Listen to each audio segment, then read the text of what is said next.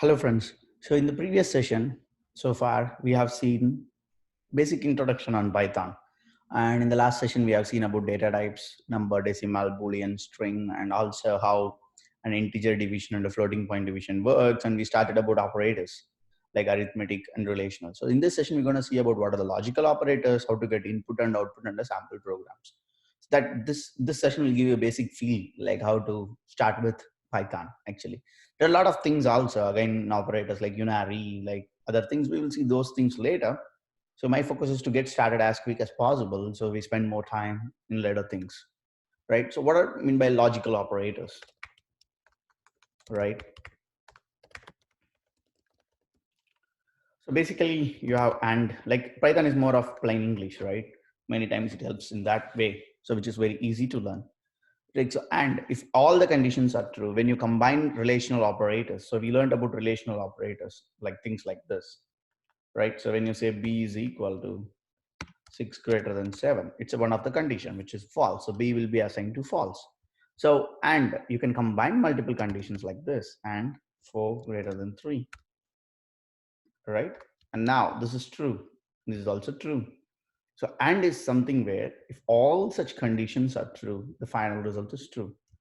All conditions should be true for the final result to be true, right? What about R? Any one condition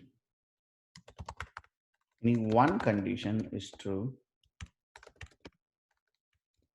if any one condition is true, right, then final result is true. It has to be false only if all the conditions are false. Say for example, say I put 7 greater than 7, which is always false, right? So this will give you B as false, and now when I put R, this gives true because this is true, right? So we will see that in a program, right, in your file. Okay.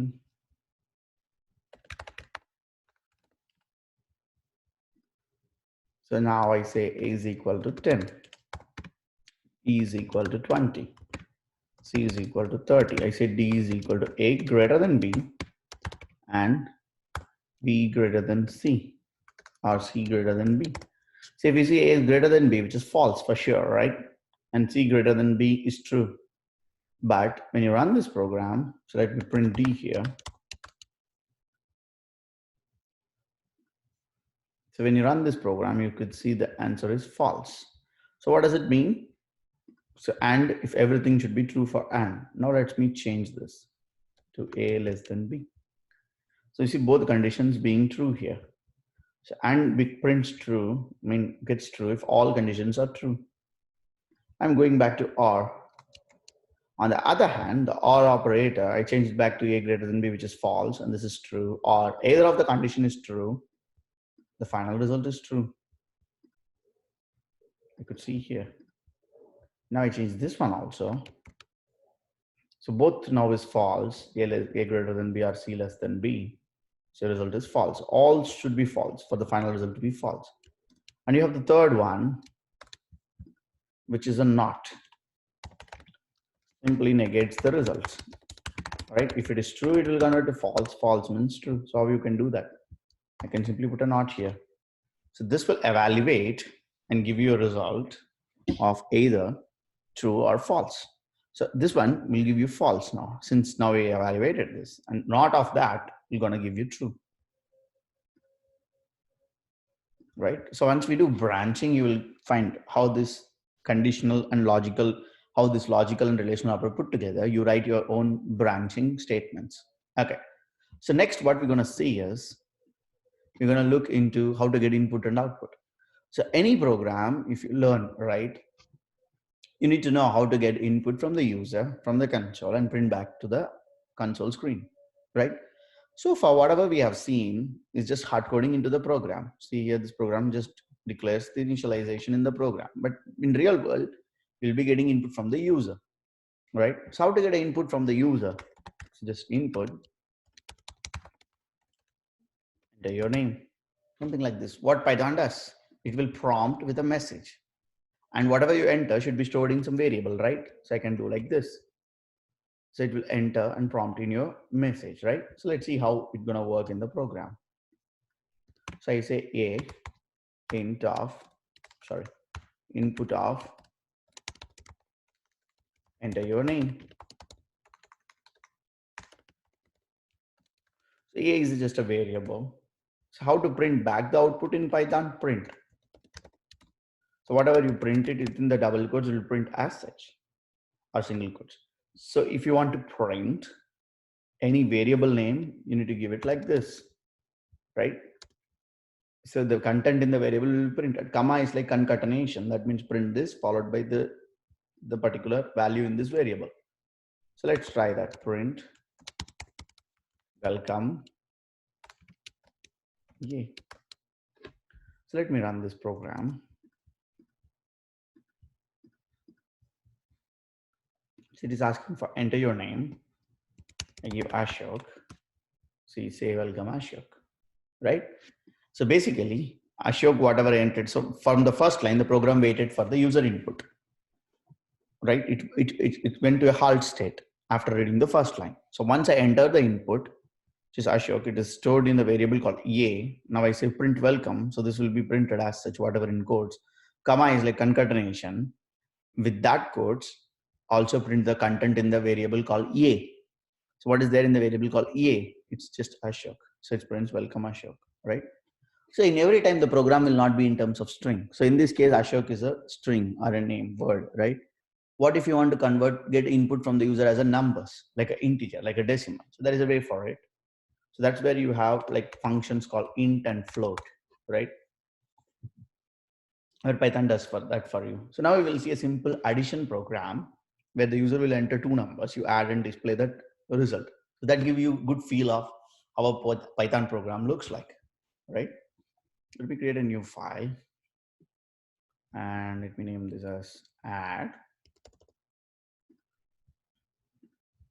right? And now let's see. So now I'm declaring one variable int of input of. What does it mean? So input, we know it prompts the user. After it is prompting, whatever the user enters, it is converted, it is given to a function called int. So it will convert to as a number, int, and store it in a variable called a. Now I do the same thing for the second number, int input of enter second number, c is equal to a plus b. Now I say print the sum of, I say a, and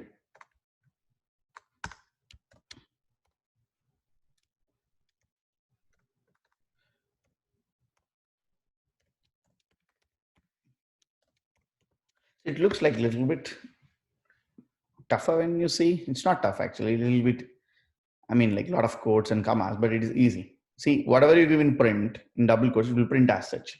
So it will going to print the sum of followed by the value in a. So you separate it with a comma. So this is one part. And you say you print the value in a. If you give it in double quotes, it will print a, not the value in a. And then followed by a comma. So you separate it and then print and followed by b is c. Okay. Now let me run this. So it's enter the first number, I enter 25. Second number, enter 23. So you could see sum of 25 and 23 is 48. It substitutes perfectly. C is nothing but a plus b. So what if I want to enter decimals for this? Let's run that also. 23.4. You will get an error. The reason is you're trying to convert the decimal you entered into an int, which is not possible in Python, right? So how to get a decimals then? There is a way for that. You can use float. If you can run this, it will prompt again into the first number. Let me give this value. And again enter the second number. You could see it's able to add the decimals. So what if I give numbers in place of decimals? So that should work fine because float is a larger part, right? Maybe it will assign you some rounding of decimal like this. All right.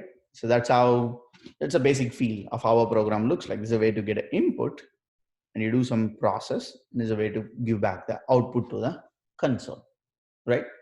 So in the next session, we will see what are the memory models of the variables, what is the difference between is and equal to, so how that works in Python. And then we will move on to branching. Thank you.